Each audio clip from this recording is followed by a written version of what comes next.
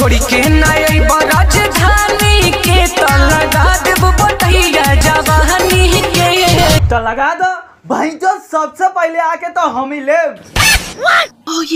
बटैया जवानी के। ऊ बात अलग बा कि साला लोग खेत के बटैया देला, लेकिन ई मोहतरमा अपन जवानी के बटैया देता रही तो साला सबसे पहले तो आके हम ही ले।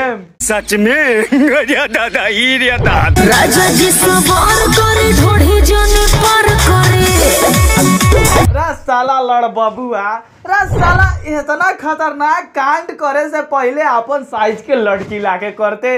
रा साला जवाना के भीरी ते साला कांड करता रे, मने गाना पर गांड हिलावता रे। वो साला तोर मम्मी के एज के भी है, तो कम से कम ओकर भीरी इतना खतरनाक कांड मत कर ना। तो साला ई तोर हरकत देखले के बाद नु साला आम लोग तो गान मार दिया लो।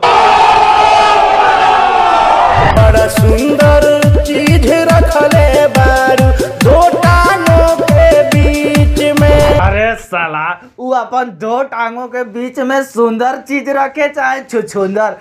साला गुडवा तोर का गांड फाट के गोराई भोल बारे। साला तू हमरा के बस इतने बता दे ना यार, तो लोग भी देखो लोग। साला एक तो ही बुढ़ा गइल बा, वो बुढ़ैले के बाद साला ई लागत कि पगलाइयो गइल बा ना। इतना खतरनाक गाना बेटा तू अपन गाड़ के कवन बूटी में से साला इतना अच्छा गाना निकालेला, हमरो के बता दो। साला जितने बुढ़ाता बुढ़वा उतने साला सनक गइल बा। ये बड़ी अच्छी बात कही है।